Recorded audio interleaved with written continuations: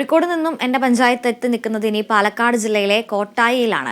കോട്ടായി ഒരു കാർഷിക ഗ്രാമമാണ്, ഒരു പക്ക പാലക്കാടൻ ഗ്രാമമാണ്. വികസന പ്രവർത്തനങ്ങൾ പങ്കുവയ്ക്കുന്നതിനായി പ്രസിഡന്റ് എ സതീഷ് നമ്മോടൊപ്പം ചേരുന്നുണ്ട്. സ്വാഗതം സതീഷ്. നമസ്കാരം. സൂചിപ്പിച്ചതുപോലെ തന്നെ പൂർണ്ണമായും ഒരു കാർഷിക ഗ്രാമമാണ്. വലിയ രീതിയിൽ തരിശുരഹിത ഗ്രാമമായി പ്രഖ്യാപിച്ചിട്ടുള്ള ഒരു ഗ്രാമം കൂടിയാണ്. കൃഷി തന്നെയാണ് പ്രധാനമായും ഊന്നൽ നൽകുന്ന ഒരു മേഖല. എന്തെല്ലാം പദ്ധതികളാണ് ഈ കൃഷിരംഗത്ത് ആവിഷ്കരിച്ചിട്ടുള്ളത്? നെല്ലിന് മാത്രമാണോ പ്രാധാന്യം കൊടുക്കുന്നത്? മറ്റെന്തെല്ലാം പദ്ധതികൾ ആവിഷ്കരിച്ചിട്ടുണ്ട്? കോട്ടായി ഗ്രാമപഞ്ചായത്തിനെ കുറിച്ച് പറയുകയാണെങ്കിൽ നെൽകൃഷിയെ പോലെ തന്നെ ഏറ്റവും കൂടുതൽ ഈ പച്ചക്കറി കൃഷിക്കും പ്രാധാന്യം നൽകുന്ന കർഷകരുള്ള തീർത്തും ഒരു കാർഷിക ഗ്രാമമാണ് കോട്ടായി ഗ്രാമപഞ്ചായത്ത്. ഇവിടെയാണെങ്കിൽ നിരവധിയായ ഈ ലേലക്കടകൾ പ്രവർത്തിക്കുന്ന ഒരു പഞ്ചായത്ത് കൂടിയാണ്.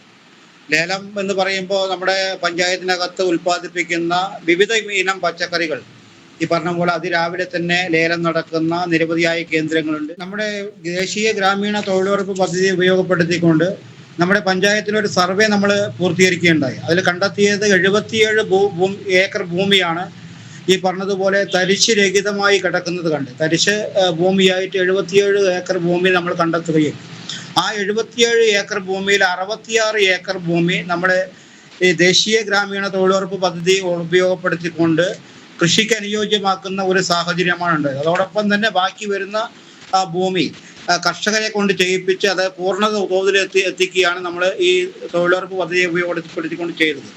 ആയതിന്റെ ഭാഗമായി പറഞ്ഞതുപോലെ തന്നെ നെൽകൃഷി പോലെ തന്നെ നമ്മുടെ പഞ്ചായത്തിനകത്ത് നിരവധിയായ ഈ പച്ചക്കറി കർഷകർക്ക് അതൊരു സഹായകരമായിട്ടുണ്ട്. തീർച്ചയായിട്ടും ആയതിന്റെ ഭാഗമായി ഗണ്യമായ ഉൽപാദന വർധനവ് ഉണ്ടാക്കാൻ വേണ്ടി കോട്ടായി ഗ്രാമപഞ്ചായത്തിന് കഴിഞ്ഞിട്ടുണ്ട്.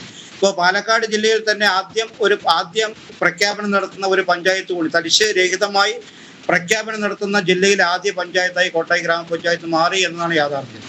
90% ഫണ്ടും ചെലവഴിക്കാൻ പഞ്ചായത്തിന് സാധിക്കുന്നുണ്ട് എന്നുള്ളതാണ്. വികസന മേഖലയിൽ അടക്കമുള്ള പ്രവർത്തനങ്ങളിലൂടെ ഏതാണ്ട് 85 അല്ലെങ്കിൽ 90%-ത്തിലധികം ഫണ്ട് പഞ്ചായത്തിന് ചെലവഴിക്കാൻ സാധിക്കുന്നുണ്ട്. എങ്ങനെയാണ് ഈ ഒരു നേട്ടം, അല്ലെങ്കിൽ എങ്ങനെയാണ് ഇത് കൃത്യമായി ചെലവഴിക്കാൻ സാധിക്കുന്നത്? എന്തെല്ലാം പദ്ധതികളാണ് ഇതിന്റെ ഭാഗമായി നടത്തുന്നത്? വാർഷിക പദ്ധതിയിൽ ഉൾപ്പെടുത്തി നമ്മൾ നിർബന്ധിത പ്രോജക്റ്റുകൾ, ഗവൺമെന്റ് മാർഗരേഖയിൽ പറയുന്ന നിർബന്ധിത പ്രോജക്റ്റുകൾ നമുക്ക് ഈ പറഞ്ഞതുപോലെ എല്ലാ വർഷവും വ്യത്യസ്തമായ പദ്ധതികൾ ഏറ്റെടുത്ത് നടപ്പിലാക്കാറുണ്ട്. ഭിന്നശേഷി സൗഹൃദമായ ഒരു പഞ്ചായത്താണ് എന്നായിരുന്നു നമ്മൾ പറഞ്ഞുകൊണ്ടിരുന്നത്. നിരവധിയായിട്ടുള്ള പ്രവർത്തനങ്ങൾ ഈ ഒരു ഭിന്നശേഷി വിഭാഗത്തിൽപ്പെട്ടവർക്ക് വേണ്ടി നടത്താൻ പഞ്ചായത്തിന് സാധിച്ചിട്ടുണ്ട്. സാധാരണയിൽ നിന്ന് വ്യത്യസ്തമായി ഉപകരണങ്ങൾ നൽകിക്കൊണ്ടുള്ള ഒരു സഹായത്തിൽ അപ്പുറം അവരെ കുറച്ചുകൂടി മുന്നിലേക്ക് കൊണ്ടുവരാൻ പഞ്ചായത്ത് എങ്ങനെയാണ് ശ്രമിക്കുന്നത്? ഭിന്നശേഷിക്കാരുടെ കാര്യം പറയുകയാണെങ്കിൽ കോട്ടായി ഗ്രാമപഞ്ചായത്ത് മാതൃകാപരമായ പ്രവർത്തനമാണ് ഭിന്നശേഷി മേഖലയിൽ നടപ്പിലാക്കിക്കൊണ്ടിരിക്കുന്നത്. ഏകദേശം ഒരു 2 ആഴ്ചകൾക്ക് മുമ്പാണ് ഞങ്ങൾ അവരുടെ ഒരു വിനോദയാത്ര, എല്ലാ വർഷവും പോകുന്നതാണ്. ഇപ്പൊ 2 ആഴ്ച മുൻപാണ് ഈ സാമ്പത്തിക വർഷത്തെ ഒരു വിനോദയാത്രയ്ക്ക് നമ്മൾ പോയത്. ഈ വർഷം പോയത് മേട്ടുപ്പാളയത്തുള്ള ബ്ലാക്ക് തണ്ടർ ആയിരുന്നു.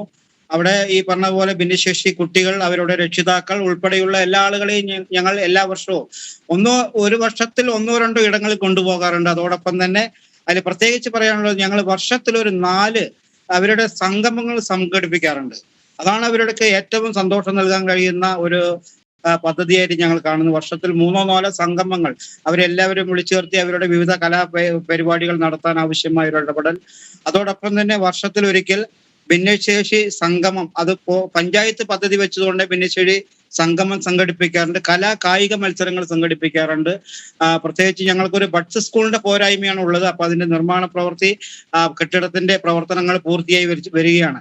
അപ്പോൾ തീർച്ചയായിട്ടും വരുന്ന അധ്യയന വർഷം തന്നെ ഭിന്നശേഷിക്കാർക്ക് ഒരു ബഡ്സ് സ്കൂളും അതോടൊപ്പം തന്നെ ഈ കുട്ടികളെ സംരക്ഷിക്കുന്നതോടൊപ്പം തന്നെ അവരുടെ രക്ഷിതാക്കളെയും കൂടി സംരക്ഷിക്കാനാണ് ഞങ്ങൾ ഇപ്പോൾ ആലോചിച്ചിട്ടുള്ളത്. അതുകൊണ്ട് തന്നെ ഈ ഭിന്നശേഷി ബഡ്സ് സ്കൂളിന് സമീപത്ത് തന്നെ ഒരു തൊഴിൽ സംരംഭം കൂടി ഞങ്ങൾ നടത്താൻ വേണ്ടി പ്ലാൻ ഇട്ടുണ്ട്. അതിന്റെ കൂടി പ്രവർത്തനം പുരോഗമിക്കുകയാണ്. തീർച്ചയായിട്ടും ഭിന്നശേഷി കുട്ടികൾ ബഡ്സ് സ്കൂളിൽ വരുമ്പോൾ അവരുടെ രക്ഷിതാക്കൾ അതിന്റെ പരിസരത്ത് തന്നെ കുട്ടികളോടൊപ്പം തന്നെ ഇരിക്കാൻ ആവശ്യമായ ഒരു ഇടപെടലാണ് നമ്മൾ ഉദ്ദേശിക്കുന്നത്.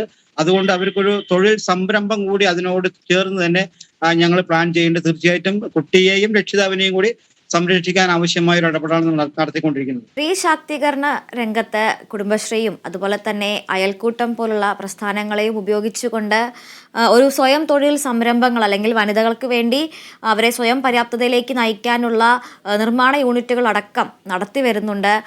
ഏതെല്ലാം വിഭാഗങ്ങളാണ് അല്ലെങ്കിൽ ഏതെല്ലാം നിർമ്മാണ യൂണിറ്റുകളാണ് നടത്തുന്നത്? അതിൽ തന്നെ വളരെ വിജയകരമായി നടത്തിക്കൊണ്ടുപോകുന്ന യൂണിറ്റുകൾ ഏതെല്ലാമാണ്? നിർമ്മാണ യൂണിറ്റുകൾ നിരവധിയായതുണ്ട്. ഇപ്പൊ എല്ലാ പഞ്ചായത്തുകളിലും ഉള്ള പോലെ തന്നെ നിരവധിയായ സോപ്പ് യൂണിറ്റ്, ടൈലറിംഗ് യൂണിറ്റ്, തുണിസഞ്ചി യൂണിറ്റ്, അതോടൊപ്പം തന്നെ വ്യത്യസ്തമായ ചില 1-2 യൂണിറ്റുകളുണ്ട്. അതിലൊന്ന് ഈ കരകൗശല വസ്തുക്കൾ ഉണ്ടാക്കും, ചിരട്ട ഉപയോഗിച്ചുകൊണ്ട് കരകൗശല വസ്തുക്കൾ ഉണ്ടാക്കുന്ന ഒരു യൂണിറ്റ് സജീവമായി പ്രവർത്തിക്കുന്നുണ്ട്. അതോടൊപ്പം തന്നെ ഒരു സമഗ്ര കൊണ്ടാട്ടം സെന്റർ യൂണിറ്റും എല്ലാം സജീവമായി പ്രവർത്തിക്കുന്നുണ്ട്. പരമാവധി ഗവൺമെന്റ് എല്ലാ സ്റ്റാളുകളിലും നമ്മുടെ ഉൽപ്പന്നങ്ങൾ അവൈലബിൾ ആണ്. കുടുംബശ്രീയുടെയും ഗവൺമെന്റ് നടത്തുന്ന എല്ലാ മേളകളിലും നമ്മുടെ സ്റ്റാളുകൾ ഉണ്ടാവും. അപ്പൊ തീർച്ചയായിട്ടും അതുവഴിയൊക്കെ അവർക്ക് നിരവധിയായ വരുമാനം കണ്ടെത്താൻ വേണ്ടി കഴിയുന്നുണ്ട്. നമുക്ക് ഏകദേശം 298 യൂണിറ്റുകളോളം നമ്മുടെ പഞ്ചായത്തിനകത്തുണ്ട്. അപ്പോ ഈ പറഞ്ഞതുപോലെ സ്ത്രീ ശാക്തീകരണം ഒരു പരിധിവരെ നല്ല രീതിയിൽ കൊണ്ടുപോകാൻ വേണ്ടി കഴിയുന്നുണ്ട് എന്നത് തന്നെയാണ് യാഥാർത്ഥ്യം. വിദ്യാഭ്യാസ മേഖലയിലേക്ക് വരുമ്പോൾ അംഗനവാടികളുടെ പ്രവർത്തനം, അതുപോലെ തന്നെ വിദ്യാർത്ഥികളിൽ പിന്നാക്ക വിഭാഗത്തിൽപ്പെട്ടതും അല്ലാത്തതുമായ വിദ്യാർത്ഥികൾക്ക് പഠനോപകരണങ്ങൾ നൽകുന്നതും ഗവൺമെൻറ് സ്കൂളുകളിലേക്ക് ആവശ്യമായ സഹായങ്ങൾ, പ്രഭാത ഭക്ഷണ വിതരണം അടക്കമുള്ള കാര്യങ്ങൾ നടത്തുന്നതിൽ പഞ്ചായത്തിൻ്റെ പങ്ക് എത്രത്തോളമുണ്ട്? ഈ ഭരണസമിതിയുടെ 4.5 വർഷം എന്ന് പറയുന്നത് ഏറ്റവും കൂടുതൽ പ്രാധാന്യം നൽകിയ ഒരു മേഖല എന്ന് പറയുന്നത് പൊതുവിദ്യാഭ്യാസ മേഖലയാണ്. പ്രത്യേകിച്ച് നമ്മൾ ഈ അടുത്ത അധ്യയന വർഷത്തേക്ക് നമ്മൾ ഈ പറഞ്ഞതുപോലെ കുട്ടികൾക്ക് പ്രഭാത ഭക്ഷണത്തിന് ഫണ്ട് ഈ വകയിരുത്തിയിട്ട് ഇപ്പൊ തന്നെ നമ്മൾ DPCക്ക് അയച്ചു കഴിഞ്ഞു. അതോടൊപ്പം തന്നെ ഈ കുട്ടികൾക്ക് പ്രത്യേകിച്ച് SC മേഖലയിൽ ധാരാളം പദ്ധതികൾ ചെയ്യുന്നുണ്ട്.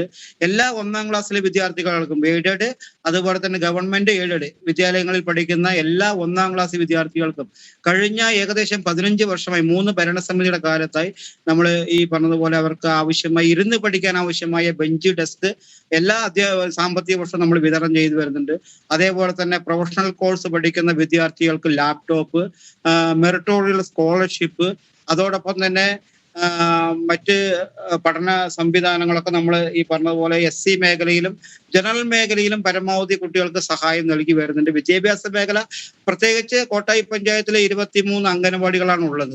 അതിൽ 7 നമുക്ക് ഇപ്പോൾ ഈ പറഞ്ഞതുപോലെ കെട്ടിട നിർമ്മാണം ആവശ്യമായി വരുന്നത്. അതില് 2 സ്ഥലം കിട്ടിയിട്ടുണ്ട്. ഇനി 5 ഭൂമി ലഭിക്കേണ്ട ഒരു സാഹചര്യം നിലനിൽക്കുന്നുണ്ട്. തീർച്ചയായിട്ടും ഇപ്പോ വിവിധ വകുപ്പുകളുടെ ഭൂമി ആവശ്യപ്പെടുന്നുണ്ട്. ഈ വർഷം നമ്മൾ 2 അംഗനവാടികൾക്ക് കൂടി ഭൂമി വാങ്ങിക്കുന്നതിന് ഫണ്ട് വകയിരുത്തിയിട്ടുണ്ട്. തീർച്ചയായിട്ടും അങ്ങനെ വരുമ്പോൾ ഒരു വർഷം അല്ലെങ്കിൽ 1.5 വർഷം കൊണ്ട് എല്ലാ അംഗനവാടികൾക്കും സ്വന്തമായി കെട്ടിടമുള്ള അംഗനവാടികളാക്കി മാറ്റാൻ വേണ്ടി കഴിയും.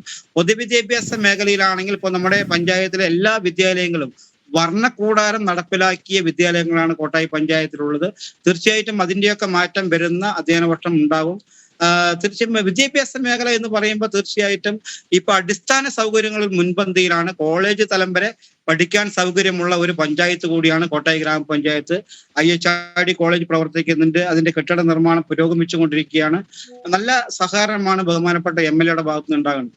എന്തായാലും ഇതുവരെയുള്ള പ്രവർത്തനങ്ങൾ മികച്ച രീതിയിൽ തന്നെ പഞ്ചായത്തിൽ ഏറ്റെടുത്ത് കൊണ്ടുപോകാൻ കഴിഞ്ഞിട്ടുണ്ട്. വരും വർഷങ്ങളിലേക്ക് അല്ലെങ്കിൽ വരും കാലയളവിലേക്കായി പഞ്ചായത്ത് ആസൂത്രണം ചെയ്തിട്ടുള്ള പദ്ധതികൾ എന്തെല്ലാമാണ്, നടപ്പാക്കാനുള്ള അല്ലെങ്കിൽ നടന്നുകൊണ്ടിരിക്കുന്ന പുരോഗമിക്കുന്ന പ്രവർത്തനങ്ങൾ, അത്തരത്തിൽ ഭാവിയിലേക്കുള്ള സ്വപ്നങ്ങൾ എന്തെല്ലാമാണ്? പഞ്ചായത്തിനകത്ത് കുടിവെള്ള പദ്ധതി നല്ല രീതിയിൽ പ്രവർത്തിക്കുന്നുണ്ടെങ്കിലും ഈ പറഞ്ഞതുപോലെ ശുദ്ധമായ കുടിവെള്ളം നൽകുക എന്നതിന്റെ അടിസ്ഥാനത്തിൽ വലിയൊരു പദ്ധതിയായിട്ട് നമുക്ക് എടുത്തു പറയാനുള്ളത് തീർച്ചയായിട്ടും April-May മാസത്തോടുകൂടി ആ പദ്ധതി ജനങ്ങൾക്ക് വേണ്ടി തുറന്നു കൊടുക്കാൻ വേണ്ടി പോവുകയാണ്. അതോടൊപ്പം തന്നെ കോട്ടായി പ്രാഥമിക ആരോഗ്യ കേന്ദ്രത്തിൽ ഇപ്പോൾ 60 ലക്ഷം രൂപയുടെ ഒരു കെട്ടിടം പൂർത്തീകരിച്ചു. കെട്ടിടത്തിന്റെ മുകളിൽ 50 ലക്ഷം രൂപയുടെ നിർമ്മാണ പ്രവൃത്തി നടക്കാൻ വേണ്ടി പോകുന്നു. അതോടൊപ്പം തന്നെ സംസ്ഥാന സർക്കാരിന്റെ ബഡ്ജറ്റിൽ പുതിയ കെട്ടിടത്തിന് 1 കോടി രൂപ അനുവദിച്ചിരിക്കുന്നു. തീർച്ചയായിട്ടും പ്രാഥമിക ആരോഗ്യ കേന്ദ്രത്തിന് ഈ പറഞ്ഞതുപോലെ അടിസ്ഥാന സൗകര്യങ്ങൾ മെച്ചപ്പെടുത്താൻ വേണ്ടി കഴിയാൻ വേണ്ടി പോവുകയാണ്. അതോടൊപ്പം തന്നെ വരും വർഷം നമ്മുടെ പഞ്ചായത്ത് കമ്മ്യൂണിറ്റി ഹാളിന്റെ നിർമ്മാണം ഈ പറഞ്ഞതുപോലെ ഒരു 1.5 മാസത്തിനുള്ളിൽ ജനങ്ങൾക്ക് തുറന്നു കൊടുക്കാൻ കഴിയുന്ന തരത്തിലാണ് അതിന്റെ നിർമ്മാണ പ്രവർത്തികൾ പുരോഗമിച്ചുകൊണ്ടിരിക്കുന്നത്. പോലീസ് സ്റ്റേഷൻ, അതുപോലെ തന്നെ സബ് രജിസ്ട്രാർ ഓഫീസ് കെട്ടിടം അന്തിമഘട്ടത്തിലാണ്. അങ്ങനെ വിവിധ സ്ഥാപനങ്ങളുടെ നിർമ്മാണം ഏകദേശം April-May മാസത്തിൽ പൂർത്തീകരിക്കാൻ വേണ്ടി കഴിയും. അതോടൊപ്പം തന്നെ അടുത്ത സാമ്പത്തിക വർഷത്തേക്ക് ഞാൻ ഇവിടെ സൂചിപ്പിച്ചതുപോലെ തന്നെ നമ്മുടെ ഗവൺമെന്റ് സ്കൂളിൽ പഠിക്കുന്ന എല്ലാ പിഞ്ചു കുഞ്ഞുങ്ങൾക്കും പ്രഭാത ഭക്ഷണം ഞങ്ങൾക്ക് പദ്ധതി വകയിരുത്തിയിട്ടുണ്ട്. DPC ആയിട്ടുണ്ട്. അതോടൊപ്പം തന്നെ എനിക്ക് ഏറ്റവും കൂടുതൽ പറയാനുള്ളത് ഭിന്നശേഷി വിഭാഗത്തിലുള്ള കുട്ടികളെ ഏറ്റവും കൂടുതൽ ചേർത്ത് പിടിക്കാൻ കഴിയുന്ന ഒരു 4.5 വർഷമാണ് കടന്നുപോയത്. തീർച്ചയായിട്ടും ഭാവിയിലും ഈ തുടർന്നുള്ള വർഷങ്ങളിൽ അടുത്ത ഭരണസമിതിക്കും ഇത്തരം ആളുകളെ ചേർത്ത് പിടിക്കാനും പഞ്ചായത്തിന്റെ വികസന പ്രവർത്തനങ്ങളിൽ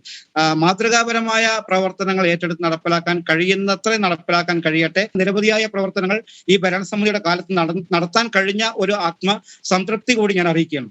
അതോടൊപ്പം തന്നെ ഒരു വിവരം കൂടി പഞ്ചായത്തിനെ സംബന്ധിച്ച് അറിയാനുള്ളത്, ലൈഫ് ഭവന പദ്ധതി, അതുപോലെ തന്നെ പ്രധാനമന്ത്രി ആവാസ് യോജന പോലുള്ള പദ്ധതികളുടെ ഭവന നിർമ്മാണ പദ്ധതികൾ എത്രത്തോളം ശതമാനം പഞ്ചായത്തിൽ പൂർത്തിയാക്കാൻ കഴിഞ്ഞിട്ടുണ്ട് എന്നുള്ളതാണ്. ഇത്തരത്തിൽ ഭവനരഹിതരായ ആളുകളെ കൃത്യമായി കണ്ടെത്തുകയും അർഹരായവർക്ക് വീട് നിർമ്മിച്ച് നൽകുന്നതുമുള്ള പ്രവർത്തികൾ എത്രത്തോളം പൂർത്തിയാക്കാൻ സാധിച്ചിട്ടുണ്ട്?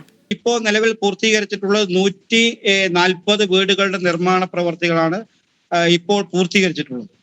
ശ്രീ സതീഷ്, എന്തായാലും ഇതുവരെയുള്ള പദ്ധതികളെല്ലാം തന്നെ മികച്ച രീതിയിൽ നടത്താൻ സാധിച്ചതുപോലെ തന്നെ നേരത്തെ സൂചിപ്പിച്ചതുപോലെ പ്രഭാത ഭക്ഷണം നൽകുന്നതടക്കമുള്ള പഞ്ചായത്ത് ഇനി നടക്കാനിരിക്കുന്ന പദ്ധതികളും അത്തരത്തിൽ തന്നെ നടക്കാൻ സാധിക്കട്ടെ. കൃത്യമായി തന്നെ എല്ലാ വികസന പ്രവർത്തനങ്ങളും സ്വപ്നങ്ങളുമൊക്കെ യാഥാർത്ഥ്യമാകട്ടെ എന്ന് ആശംസിക്കുന്നു.